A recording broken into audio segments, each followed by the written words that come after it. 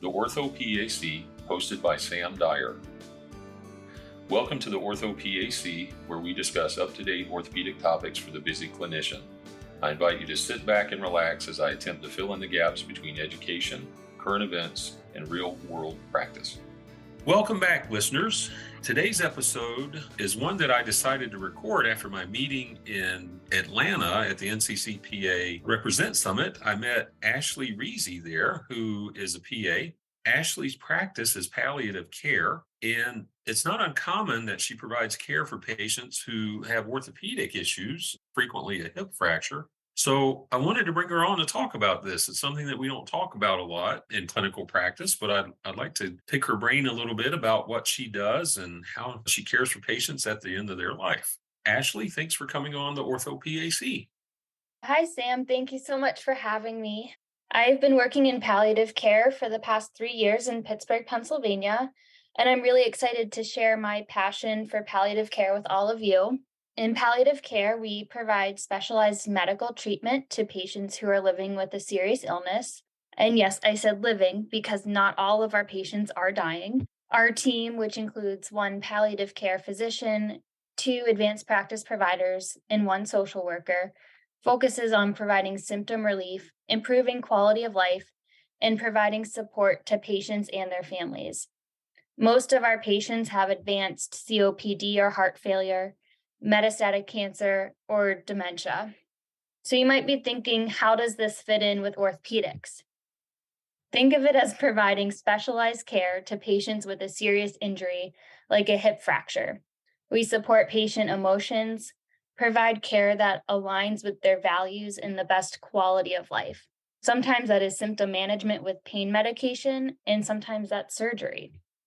I wanted to spend more time talking about hip fractures. In preparing for this, I read about very high mortality in hip fractures, and a lot of times it's dependent on comorbidities and the time of surgery or no surgery. When you receive a consult to care for a patient who has a hip fracture, what's your experience with managing the patient? I mean, are they usually ambulatory? Do you have PT, OT? I think there are a lot of comorbidities with these patients. So tell us your experience, please, with orthopedic stuff and primarily hip fractures and how that works.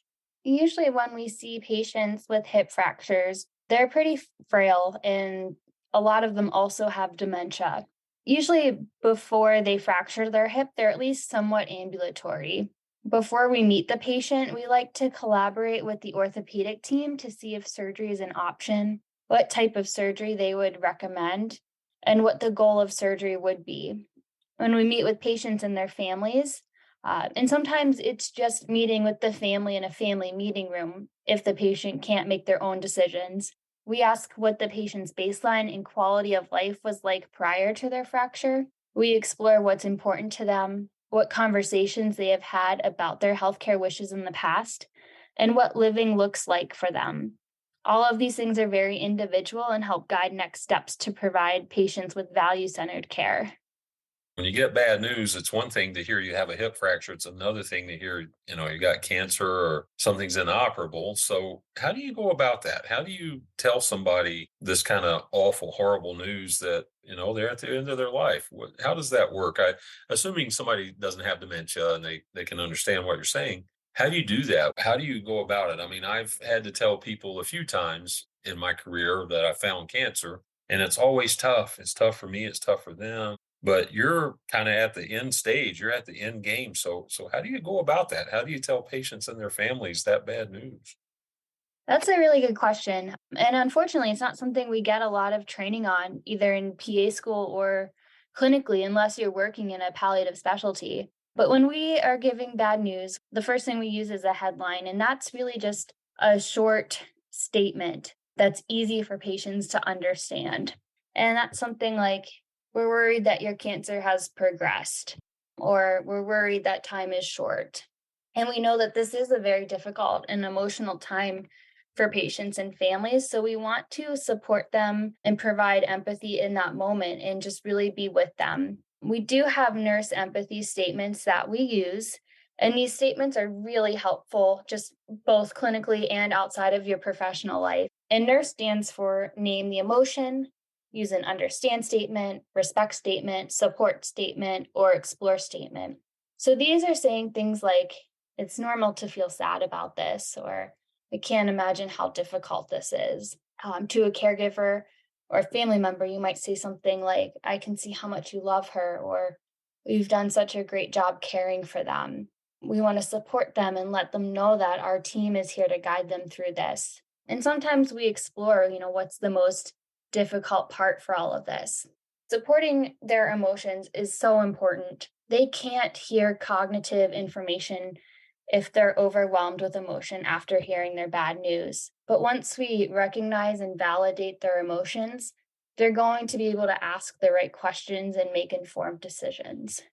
The nurse statement, that's just kind of a guideline, like a template that you would use. Is that correct? Just kind of trying to make sure that you cover the bases when you're talking to somebody. Yeah, we use those in any scenario where we're providing empathy. And I use them outside of work as well. And how does that work? If it's a coworker, a friend, or a loved one going through a difficult time, I'll find myself just instinctively using a nurse empathy statement. And then I'll kind of just think to myself, oh my gosh, I'm, using palliative care in my everyday life. Uh-huh. You said something about don't use that on you. They're trying to palliate you, right? Yeah, same thing. Like if a coworker, if I'm talking about something that's tough on me or a difficult time that I'm going through, I'll notice a coworker using a nurse statement. And I'm like, oh my gosh, don't try to palliate me. I understand. Well, let me ask you this. You had mentioned the team and the orthopedic team and the other members of the team. Can you share with us a little bit about? I read about multidisciplinary approaches, and I know there's a lot of people that are involved in care of somebody. So if we go back to our orthopedic patient with a hip fracture who has dementia and other comorbidities, can you tell us a little bit about the team that would take care of this patient in palliative medicine?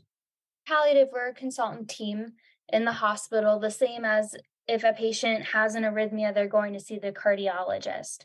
The physician or the APPs will evaluate the patient, assist with managing any symptoms, whether that's pain from their hip fracture, constipation, if they're nauseous from the medications that they're getting, we can help with that as well.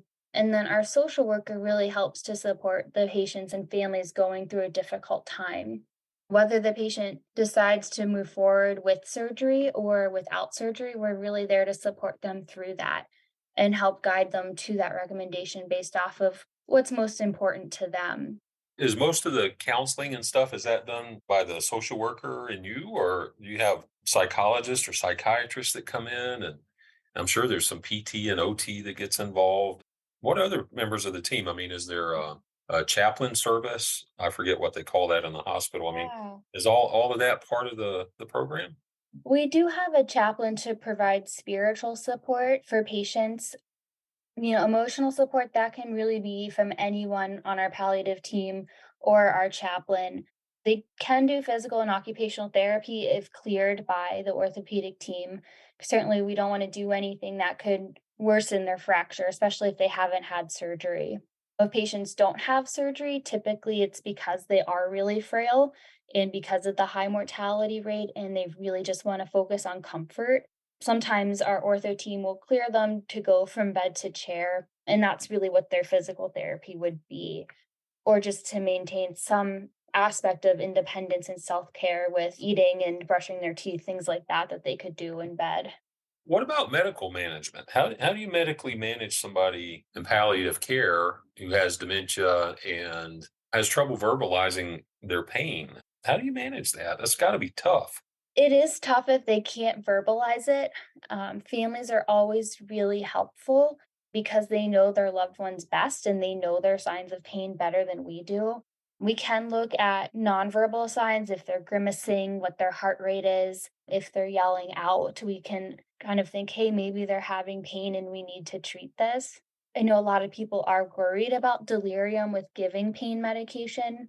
And the best thing we can do really is just educate families about that and say, I'm worried that if we don't give them pain medicine, that they're going to suffer. And a lot of times families will want to have that option of pain medicine for their comfort.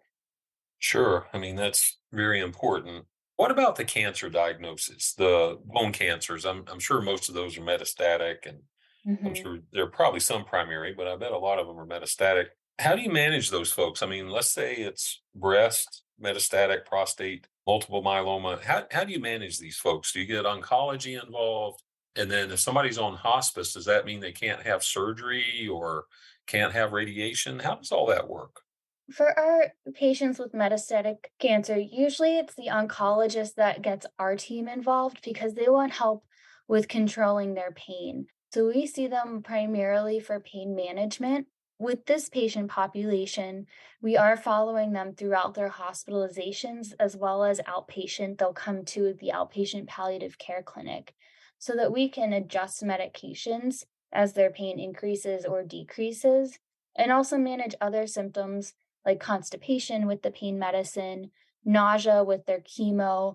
Sometimes patients need something for depression, and we can help with medication for depression as well. If someone is getting radiation and chemotherapy, they're more appropriate for palliative care. Once they're too weak for more chemotherapy or radiation, a lot of times that's when they are transitioned to hospice care. And that's just purely focusing on their symptom management and quality of life rather than more cancer directed care. Can you give me an example? What would be some of your mainstays with pain meds and then also the GI issue, the constipation? What kind of meds do you use for that? Which is, this is kind of a different animal than a lot that I would see. So, how do you guys manage those kinds of things? Honestly, pain management might be similar to how you do. Sometimes it's scheduling Tylenol, short acting opiates, and depending on their use, we might add a long acting to provide better pain control. Constipation, usually Miralax and Senna is kind of our first go-to. For nausea, it really depends on the cause. With cancer-associated nausea, rather than the Zofran, the Compazine, sometimes we'll actually use Zyprexa, which is an antipsychotic that really helps with nausea, helps patients sleep at night, and helps with their mood a little bit. I did not know that could be used for nausea. That's good for me. Yeah. I That's a good thing. So hopefully some folks out there heard that. Yeah, Um, we always tell patients, hey, if you Google this, it's going to come up as an antipsychotic. That's not what we're using this for. We're using this to treat your nausea. Gotcha. Ashley, thank you so much for coming on. I really appreciate your time and sharing with some of our listeners what it is you do and how you treat orthopedic patients with palliative medicine. Yeah, thank you so much for having me, Sam. Thank you for joining the OrthoPAC podcast. Please follow the Physician Assistants in Orthopedic Surgery on social media. Connect with us on Facebook, Instagram, LinkedIn, and Twitter. Please subscribe to our podcast. If this has been helpful, please take a moment to leave a review.